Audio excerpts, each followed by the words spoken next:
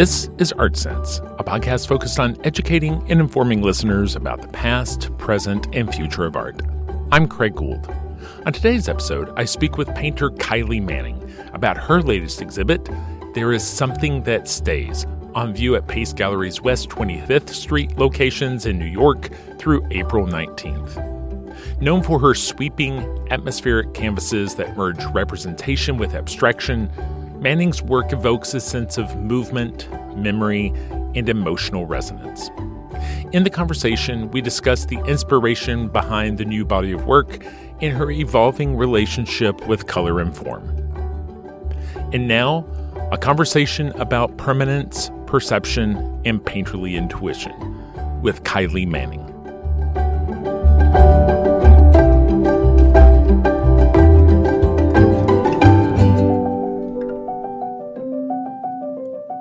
Kylie Manning, thank you so much for joining me today on the podcast. You currently have a show. The title of the show is There's Something That Stays, and it's at Pace's 510 West 25th Street Gallery, now through April 19th. Kylie, I want to talk all about your work, how it's evolved, what people can expect at this show. But there's a question that I like to start with artists, and that is, let's say you're at a dinner party, seated next to somebody who has absolutely no idea who you are or what your work consists of. How do you start to describe what it is to them? If they're asking about it, I first and foremost say that I'm a painter. And then if they follow up, which doesn't always happen, I'll say, if you think of the most representational work at one end of the spectrum and the least at the other, I'd say I'm smack dab in the middle. So how has that evolved? Because I feel like for most of us that love painting, there's a start where that's really figurative and very tied to realism. Do I remember hearing that your parents were actually both art instructors at one point? Yeah. Both my parents were art teachers. It probably didn't start with abstraction. That's typically, well, you know what? I mean, as a toddler, everything is abstract, right? But, how has it evolved over years? I think because it started at such a young age, like I don't ever remember it entering. It was always everything I was eating and breathing and thinking about. And, they didn't have babysitters, so I'd be in my dad's college classes as a little kid, drawing the nude all the time. And just because that, like, where else would you be? And so I don't ever remember any of that being a space. I don't remember a museum where I didn't feel like I didn't grow up there, or an art space where I didn't feel that I deserved to be there as much as anybody else. And I also don't remember, it's not like the traditional early 18-year-old Picasso sketches into abstraction. It's not that same path. It's that because I was always excited about learning all of it, it was always flowing through all those passageways. So that, I'd say, is still the case now. There's bits in the show right now that are tight, and there's bits in the show that are loose. And I think that assuming one is a starting point and the other is that evolution only happens in one direction in a painter's path is incorrect. I think that brings up an interesting theme in this work, which is time. Mm-hmm. How do you see time tied to this current body of work? Well, this particular body of work, I think that time is really a heavy hitter in these paintings, because I'm a new mom and I'm seeing the rapid predatory quality of time on a young child every day. So, we could go months without seeing each other and just catch up, but my daughter would look completely different. So there has been this research into the effects of the mother's brain about what happens. And part of it is something that's called pruning, which is the way you like prune your plants to project all of the energy towards the flowers. Your brain prunes and slices and severs all of its capacity to into its gray matter, which is what keeps us from having dementia. So when you talk about like, this idea of feeling crazy, this is an actual psychological pathway that mothers go through, but it also means that you become obsessed with um, this devastation that we are fleeting, and that and not for yourself, not for vanity, not for those things, but just that your child doesn't have that we only have these brief moments. So also you don't have any spare time as a parent. So there's no such as twiddling your fingers. There's just no time for that. So you have to be direct, be productive. Like anything that is not productive right now is infuriating to me. Anything that slows down problem solving is I have no patience for. And I wouldn't say I've ever been a particularly patient person, but it's I would say multiplied Right. having because it's all there for your child. And so the studio, you have to be working and racing in this pace that is both rapid, but also that comes from a lifetime of studying. I'm getting to a point in my life where I'm a little older than you are. My newborns are teenagers now, right? But I'm getting to that point in my life where I'm beginning to sense time differently, because when you're a 5-year-old, it takes 20% of your life to get to that 6th birthday, right? Versus at my age, it's 2% of my life to get to the next birthday. And so time is a constant, but our perception of time is always changing. And it's like the closer we get to the end, it just seems like, the sense that you're running out of time heightens because our perception of time has changed. What do you think about that? Yeah, you're referring to something that the Greeks call kairos versus chronological time versus weighted time. And I think might have been Borges that wrote, "From nothing to nothing is no time at all. From no event to no event is no time. But from colossal event to colossal event in your brain." And also they're looking at it in like quantum mechanics, the way that time passes is actually more correlated to the way it feels. Like if you remember seeing a whale breach, that can take up this huge part in your brain, but in reality, chronologically, it was less than a second, but visually that's impossible. And so of course that makes sense for our children and for being parents. And it's not that we all have a relationship with our mortality, and painters are of course obsessed with this notion because we're creating things that are hopefully archival. So it's not this exhibition. I think that we all feel our sense of time running out. That's a universal thing that everybody is dealing with because of what's happening this year, this month. In our world, time feels very fragile. So I think that you can get a sense of that in the paintings because the souls kind of get washed away and build themselves up and come and go in a way that feels like past lives and past I don't know, past souls that sort of happen to, you get a moment of them kind of fleeting and popping through in these final iterations, but you can get the sense that they were coming and going for layers and layers and layers in the paintings, and we're just briefly interacting with them for the moment.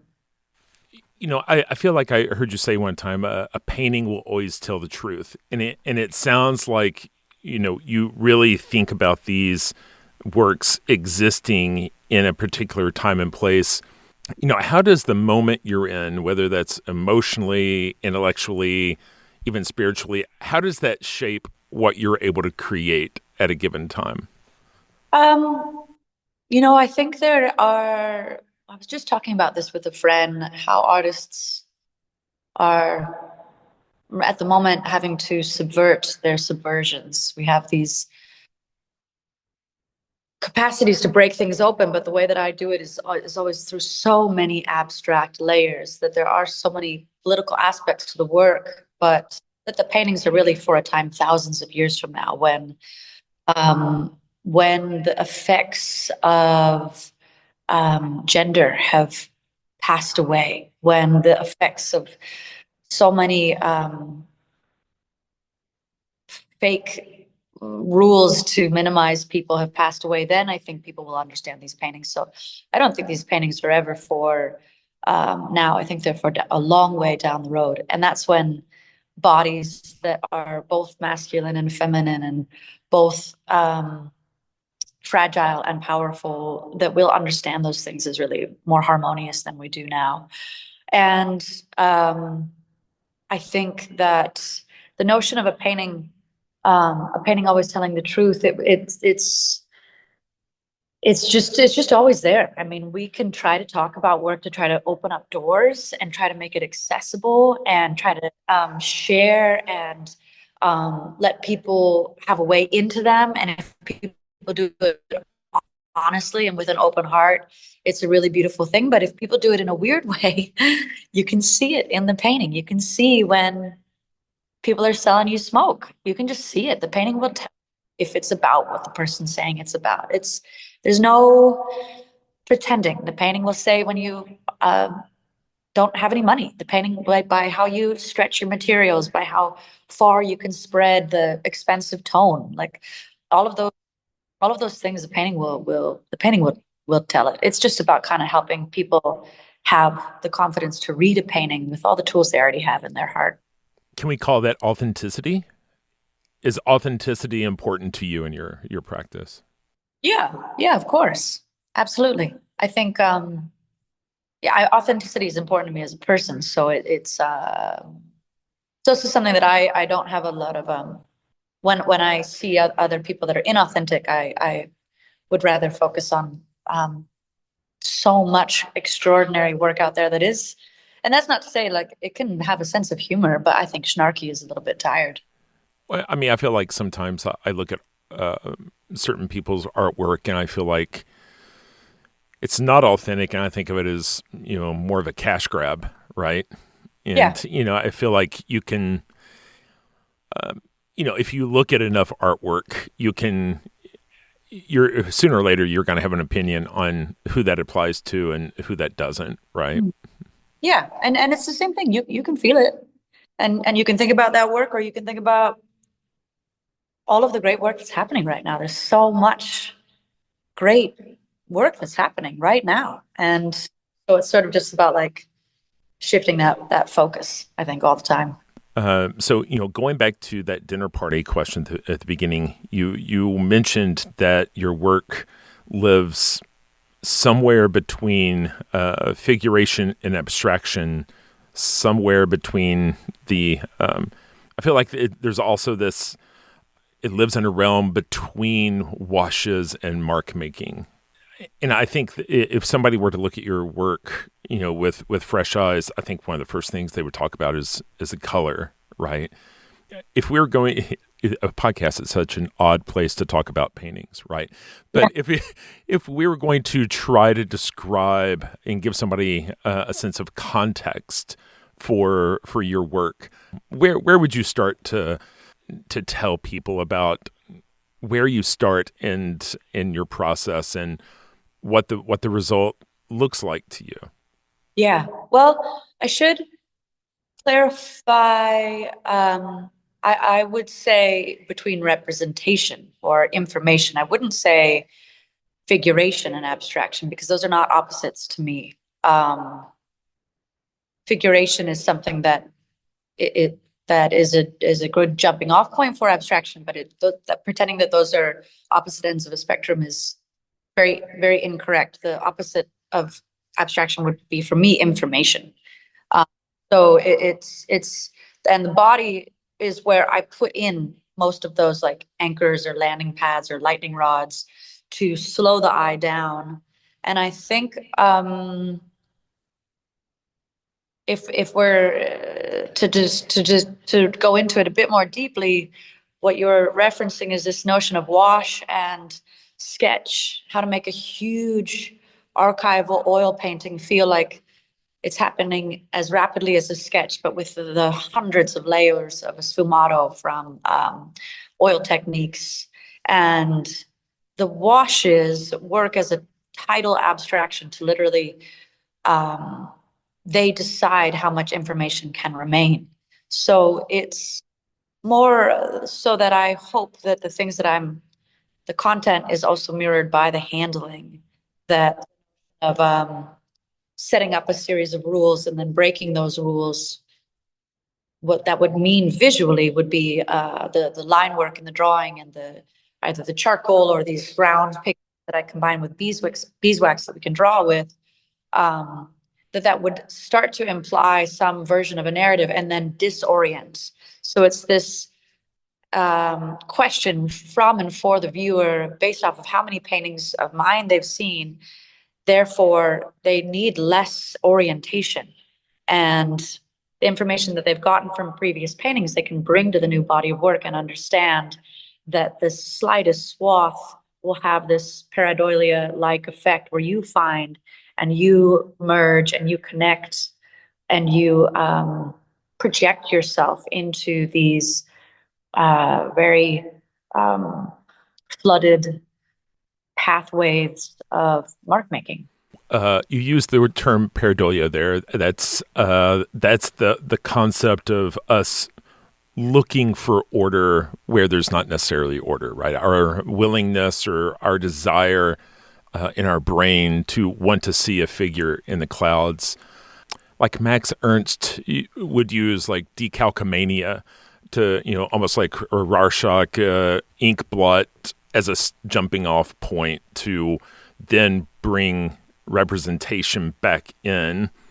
I assume that your process is more you're looking at models or working from sketches or family photographs from your childhood. Is it a push and pull? Because I mean, just because you start one place doesn't mean you don't wind up someplace else, right?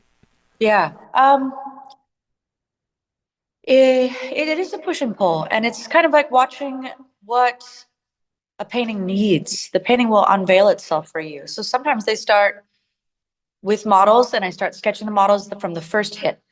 Sometimes they start with washes where I find the figures. They are born out of the canvas itself. Sometimes I'll go back to those old family photos because that's a grouping of bodies that are always in a way that feels like a pack of figures that were rafted up together in a way that is very difficult to assume what those limbs are doing to one another and differentiates them from the historical obvious way, which is almost always a power structure and a hierarchical structure based off of some version of sexualization, which then always puts in a power structure. So for me to let that be in the paint, but not so much in the narrative, I think is a way to keep that open.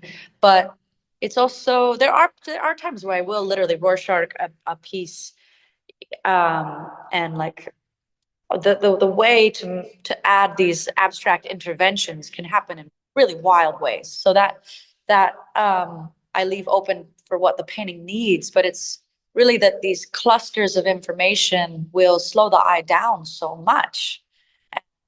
The broader passages, obviously, you flow through that and move more swiftly, like the wind, and it's like this kind of trying to choreograph this knot of wind where the eye gets stuck, where it needs to move around, and sometimes the solution to a problem is somewhere else in the painting.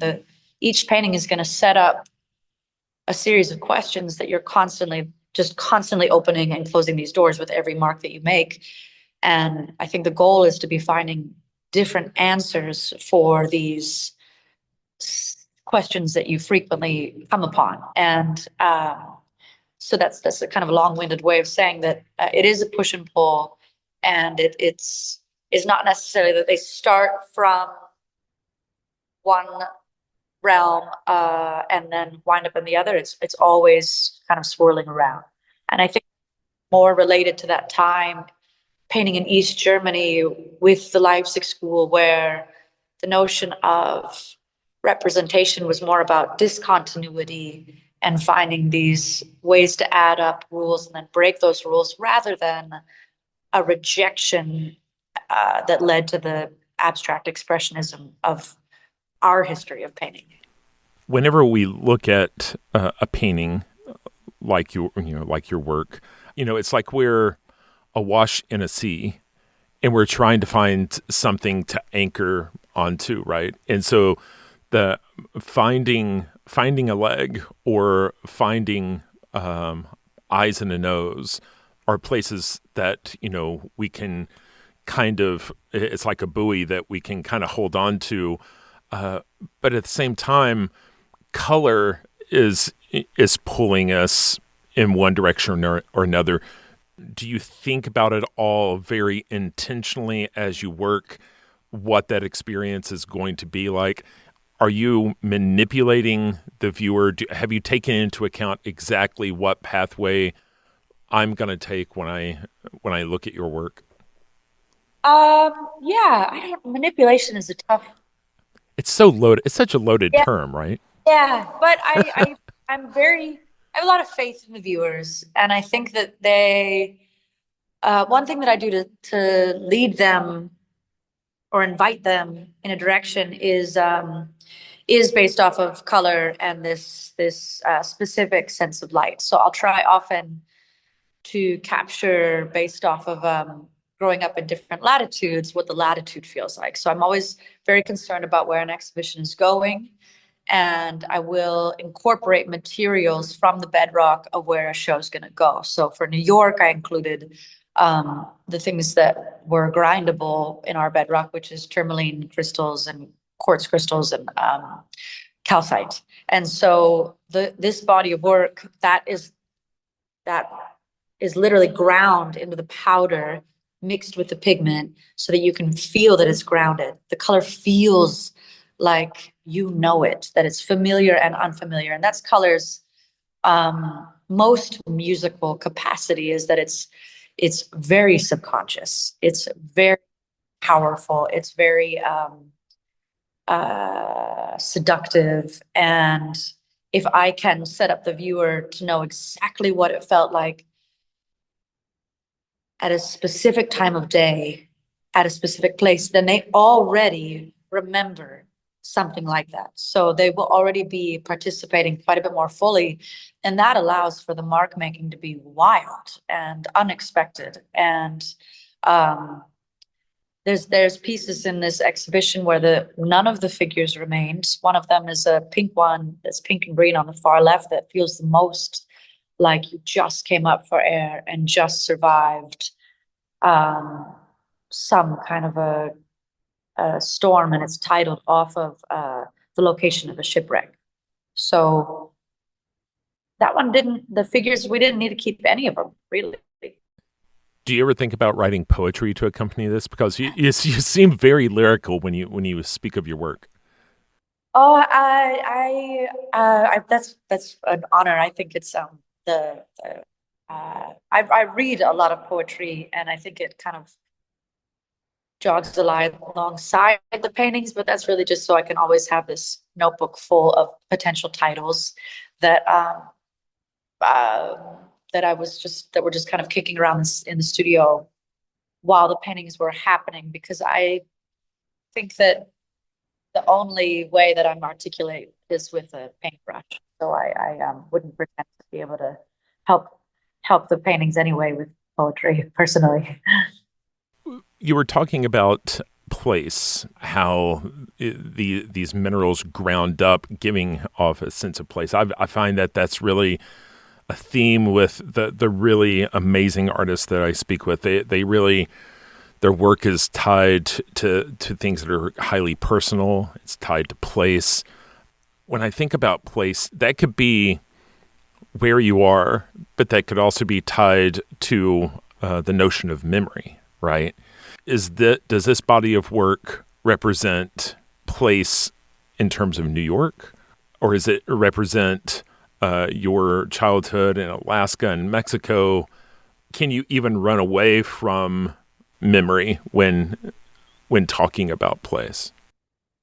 I don't I don't think that, I mean, that's partly where a painter ought to not project themselves into the viewer's relationship to the piece and not give a dogmatic pathway into how they understand it. I mean, that's why I speak mostly about latitudes, because there's so many locations that can speak to that same latitude, and in a slightly more open way, a way that's about humidity, or I think they all feel like they have a specific temperature. I don't think they feel like they have a season, but I think they have a specific temperature. And place and memory, it's like smell. It's all bundled up together. I don't know how to begin to differentiate those things, but you did make me think of something that I was talking about before, which is this really, really beautiful term from an astronaut called the overview effect. And this made me think about place and time. It's referring to when astronauts leave Earth and see Earth for the first time from outer space. And as they're going away, all of the divisions and all of they can see all the rivers and everything that divided us, they literally fade away. And they also see how fragile and how fleeting the earth is, protected only with this paper thin atmosphere. And it makes placelessness become really important, and any divisions that come from place kind of fade away in their mind. And it also just hyper accentuates for them how brief our moment is. So yeah, I'm hesitant to of course I grew up in Alaska, I grew up in Mexico, I've lived in New York forever, I've traveled a bunch, but I think it is not those spots, it's the perspective that comes from traveling that shifts the work, because I'm thinking about both perspective as a academic drawing tool to guide the viewer, but also as a personal shift. When I see a video of you in your studio with your canvases down on the ground, lifting edges to allow these washes to flow, it really reminds me of conversations I've had with people about Helen Frankenthaler. Do you work up on the wall and the floor, back and forth? What is it always the same? Well, first of all, that's a wonderful reference. Thank you very much. Extraordinary. Yeah, what a what an honor. Oh, I And mean, when I look at your work, I see. Well, I mean, no, I hate even throwing out names because everybody has their own merit in their own right. We don't need to be drawing comparisons, but I look and it's almost like a marrying of Frankenthaler and Joan Mitchell in a way, and I think part of what I was thinking there was these washes. There's a certain luminosity in the wash that I think is really incredible. That also makes me think about somebody like Yves Klein. When Yves Klein, created International Klein Blue, the whole secret to it was in the medium. It wasn't in the pigment. It was in how clear the medium was. And I'm just wondering, in the course of your alchemy, how do you find that luminosity? And I know I'm rambling, but can we talk? oh, Can we talk a little bit about the magic you're creating? yeah. So the alchemy is such a good word. I mean, this notion of like fission and mystery and combining things and seeing what happens. And but the luminosity is very much so a classical. It's the same technique as Vermeer, where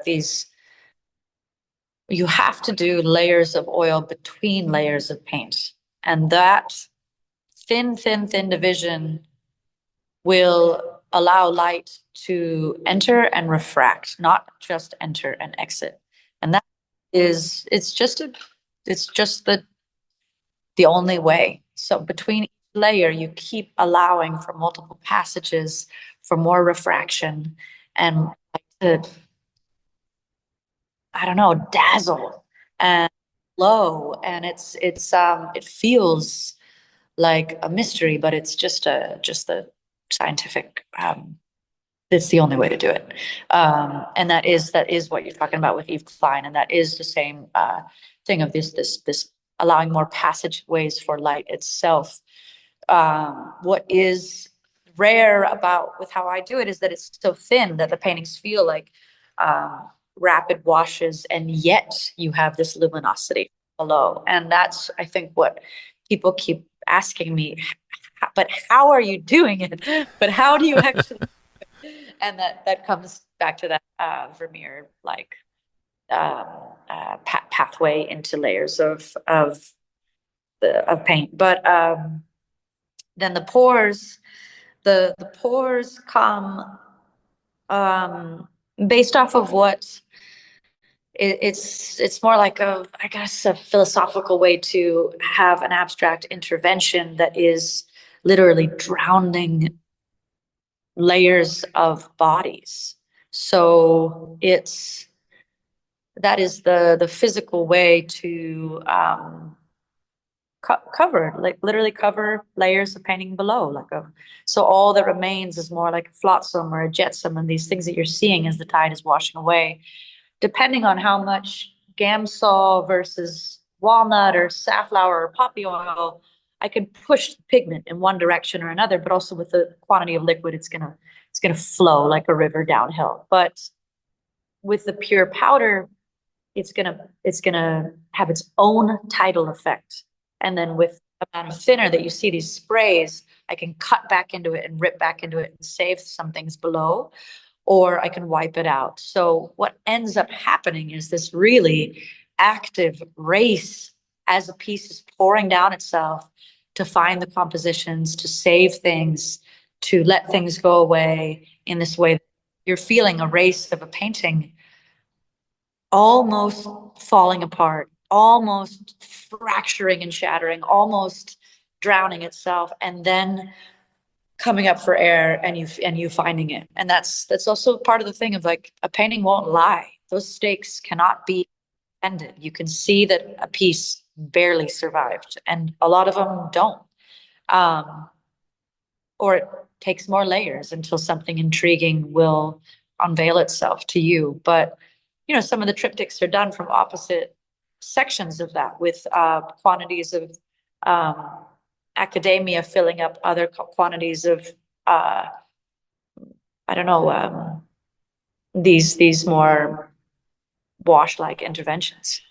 I find that from personal experience and talking to painters that there are phases to a painting, and there's the intimidation of the blank canvas. There's a point halfway through. Every time there's a point halfway through where the work feels like just an abject failure, and Yeah. you wonder why you ever thought you were a painter to begin with, right? And then there's a spot where you overcome that, and you're about 75% of the way through, where you like it, and you're scared that you're gonna totally screw it up. How do you push your way to the end? Do you have trusted voices in your life that will come into your studio and help give you feedback on you can push a little bit more, or do you rely on yourself, or last year I had William Kentridge on, and he talked about artist as creator versus artist as critic, and being able to kind of disassociate and in those breaks to try to come with a critical eye and imagine what it would be like to see this work, fresh.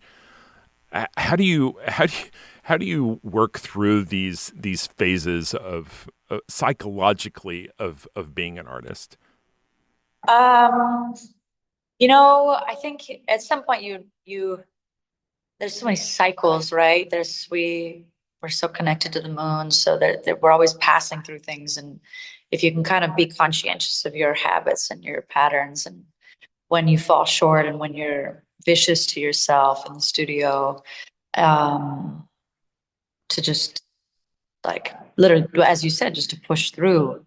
Um, I think that I have reached a point where if I'm unsure, then that's exciting because my folks were art teachers and I was inundated with so much art from such a young age that if I'm unsure, it means it's something that I haven't seen, which means it might actually be a contribution to art history. So if it's surprising to me, then I have to have a little bit of faith in that confusion. And because we can't unknow the instant of as soon as we see something for the first time, we instantly think that we can't, it's very quick to have body of work be something that we've never seen. And we almost can't remember not ever seeing it. So when there is a contribution or a step forward in art history with paintings, it's you have to have trust in that moment. That's pretty spooky, I think. But yeah, of course, there's a lot of times where I'm not intimidated by a blank canvas because I've built up so much time with the ground and the rabbit skin glue that I'm already learning about the weave of the canvas and size of each piece. And the Belgian linen is so brown that the way that I'm passing the oil ground over the top of it, it's already creating forms that I'm already starting to do that same thing where we're talking about finding forms in clouds. I'm already finding in there because we want to, I don't know, connect so badly, and our eyes want to do that. But I do also have a couple of trusted voices, and I do think this is important. If you have people over to the studio or that you share work with and you don't know how to go forward after they came, then do not let them come again. Do not work with them. If people come and you get excited and know how to proceed, have them come back. Have those people come back. If it's people do weird ownership with critiques where they feel like they are some kind of a psychologist or therapist, that none of them are qualified for that. Not qualified for that. So if people come and you feel like you know how to make moves after and you're not confused, those people can come back to your studio. Take more classes with those teachers. Like listen to those friends, because it's just good painting is always about these doors are opening and closing because by making something possible, you're making all of these things no longer possible. And that is, this act of creation that is both devastating because you're closing possibilities and you have to, right? You can't let it be nothing forever. You have to make moves. But those moves will require all of these reactions. So uh, I have uh, my father and my sister. I send them um, photos of paintings all day, and we disagree and we argue and um, but I always know how to move forward, even if it's like stubbornly juxtaposed to a critique. It's and now with everybody's photos, everybody can draw on photos and send you back things. So there's no longer the confusion of like when someone says a little bit, add a little bit of this to that, and then you come back and somebody's destroyed their whole thing based off of a direction that you said. But if you draw and send them back a photo, you can kind of open up a visual direction where, if you choose to do it or not, it's still helpful. I feel like I've read that you've done collaborations with dancers. Have you ever thought about collaborating with somebody else? I mean, you think of like Basquiat and Warhol. actually taking turns on a canvas. Does that sound exciting to you, or does that sound like a nightmare? I did a lot of that in school. We had tons of those exercises. I think it depends. It depends. You have to have the same. Some people, it might be about volume. If you speak at the same volume, if you're in a bar and somebody has to be louder than everybody, I find that stuff really distracting. So if it would have to be with somebody who's interested in working at the same volume, and that's why these collaborations I think have been so fruitful and remarkable and amazing. It wasn't just about the ballet; it was about Christopher Wheeldon in particular. And then, you know, it was he came and saw this exhibition in LA, and we had so much in common, and we were both interested in so many things. The rigor that came from our fields, from academic training, and then how to work with that in a way that can orient and disorient and fragment at the same time. Those are really specific things that only come from traditional training that we were both exposed to at young ages. So to how to rattle that and fracture that, I think was really intriguing to both of us. But yeah, I'm excited and thrilled by the idea of collaborating forever. All for in many ways. I can imagine lots of ways. If folks were to come to this show, what would they expect to see? Many of the works are multi-panel, right? They're like diptychs and triptychs. How do you choose between having a piece that maybe is 15 feet across versus two 7-foot panels next to one another? How do you go about deciding those sorts of decisions? Well, I have, for the most part, I'm creating these works that are something between narratives with souls and landscapes. So part of that is because I'm from an age where the composition that I understand is a cinematic composition, not a vertical telephone composition. So verticals, there's only a few of them, and it's mostly out of the way that I understand bodies is on these broad, massive ocean-like horizons, where the horizon is the very, very top inch of the painting, so that the body is grounded, and then everything below can be in its own world, either with a bird's eye view or a different perspective looking below or above. But the window versus the object of the structure, the pieces always expand off. It feels like you're getting a glimpse of like a train passing by something that extended way past the canvas, and we're just getting a fracture of that, or like a film strip of that. And that's why there's these divisions in the triptychs that feel like you're capturing just like the slip of a film strip of something that can that you can go into very closely and have your own part of the film, or expand and see the full pathway. But we needed that space in between them because when they got a little claustrophobic, they needed more breathability for the compositions to work. Yeah, I don't know if that answers that. It does answer the question, but it raises another question, which is, so do I hear that maybe you start? Do you always know that it's going to be a diptych or a triptych, or do you start and then realize that the narrative needs more room to be told fully, and that you need to add this direction or that direction? I've done that before.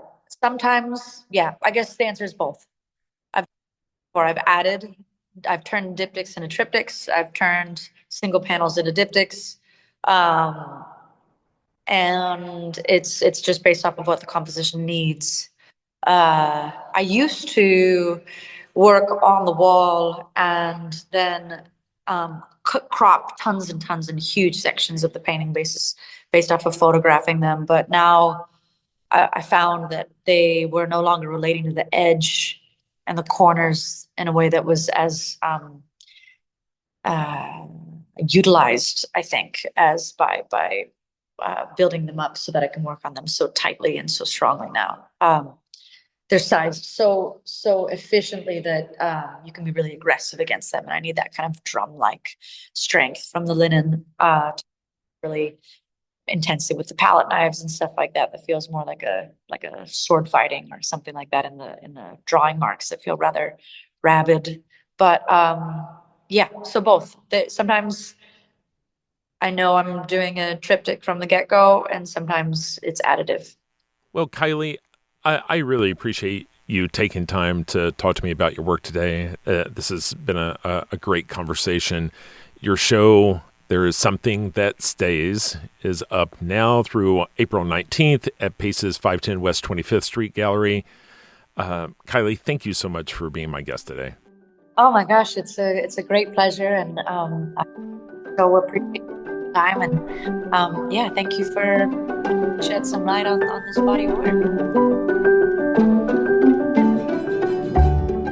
That's all the time we have for this week. You've been listening to Art Sense.